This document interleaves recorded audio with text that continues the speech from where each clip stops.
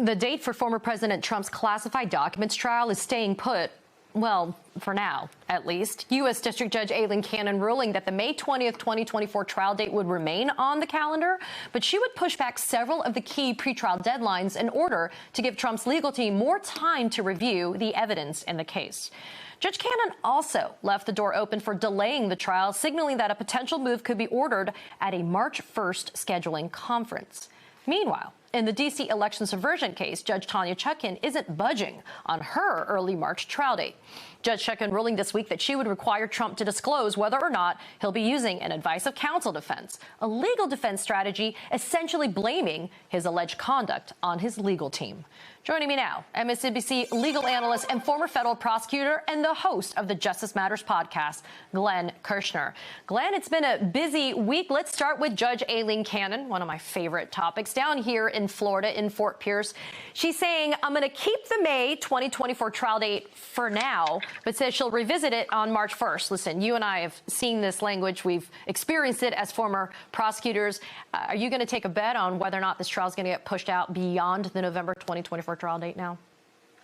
Yeah, I'm not exactly a betting man, not a high roller. $1 is my betting limit. But, Katie, I'm going to place the full buck on this trial date will not stand. And the reason I say that is, listen, I think there are valid reasons to continue to question Judge Cannon's experience, certainly in this arena, her temperament, as can be seen by her legal rulings in which she gratuitously criticizes Jack Smith and his team over and over again. And she still has that partiality problem, I would suggest. And when you look at the 9-page ruling that she just issued, if you go to the last 2 pages, she actually continues or pushes farther down the road a full dozen deadlines. Now, some of that is understandable. The discovery that's been given to the defense by the prosecutors has been voluminous, so it's not unusual that some of these deadlines would have to be pushed down the road. But what you just said in your lead-in, Katie, is most important. She set a status conference hearing date, what we often call a control date, for March 1st. What does that mean? On March 1st, the parties will gather in a courtroom in Florida. And if the D.C. prosecution of Donald Trump, Judge Chutkan's, that Judge Chutkan is presiding over, is in the chute to begin jury selection 3 days later, March 4th, then I am almost certain the May trial date in the Florida case will get continued. It will get pushed down the road. Will it get pushed beyond the November 2024 election? Well, let me just say, depending on the result of the trial in Washington, D.C., that may matter less in the event Donald Trump is convicted in his D.C. case. And before we move on to that D.C. case, I'll add the following scheduling footnote for our viewers.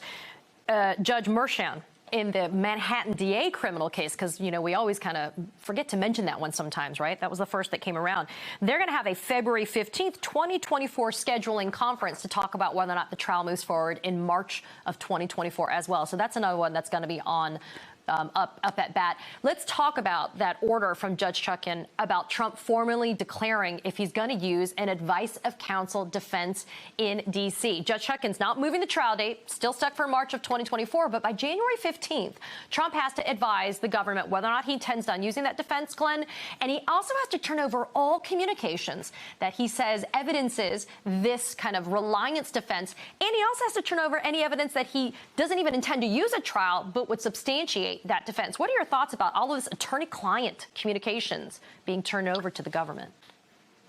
Katie, I love this issue because Donald Trump and his lawyers have been talking, at least, you know, in the public square, if not in court, about maybe relying on an advice of counsel defense. And let me just say, advice of counsel defense can be a legitimate, even a compelling defense. If I hire a tax attorney to help me do my taxes and he or she tells me I can take a certain deduction because it's lawful, I do that. And the IRS says, Glenn, yeah, it wasn't lawful. What do I have? I have an advice of counsel defense. Here's the problem, Katie. One of Donald Trump's lead attorneys, Rudy Giuliani, was investigated by Jack Smith to see if he was intoxicated during the time he was giving legal advice to Donald Trump on and around January 6th. Guess what? There is no advice of drunk counsel defense. But even worse, Donald Trump, in an interview, I believe, with Kristen Welker, said, you know what? I didn't really rely on my lawyers. I relied on my own instincts. Guess what? There is no reliance on your own instincts defense. I hope he goes with that one because his instincts are often corrupt, if not criminal. But here is the, I think, most dramatic problem for Trump. His counsel, his attorneys, like Rudy Giuliani and Sidney Powell and Kenneth Chesebro and John Eastman, are his charged co-conspirators, criminal associates, co-defendants in the Georgia RICO case. And the one thing I can tell our viewers is there's no such thing as an advice of co-conspirator defense. Donald Trump has nowhere to turn on this one. And Glenn, let's stay on this path for the time we have left together. What about the admissibility of things like Kenneth Chesebro, Sidney Powell, Jenna Ellis admitting their guilty pleas, right, in Fulton County, and things like Rudy Giuliani in a civil lawsuit that was brought by Ruby Freeman and Shay Moss saying, yeah, I didn't, I'm conceding liability on this. I knew that what I was saying is not true about fraud being perpetrated. I mean, is any of that going to be admissible in a trial like that in front of Judge Chutkan? Absolutely. All of these are real danger zones to Donald Trump. And most recently, we've seen just how sweeping the evidence that Jack Smith seeks to introduce against Donald Trump will be. It looks like his approach is no piece of incriminating evidence will be left behind. It will all be presented to that D.C. jury. And the fact that so many of Donald Trump's attorneys have already admitted guilt, that evidence will absolutely make a showing inside that D.C. courtroom.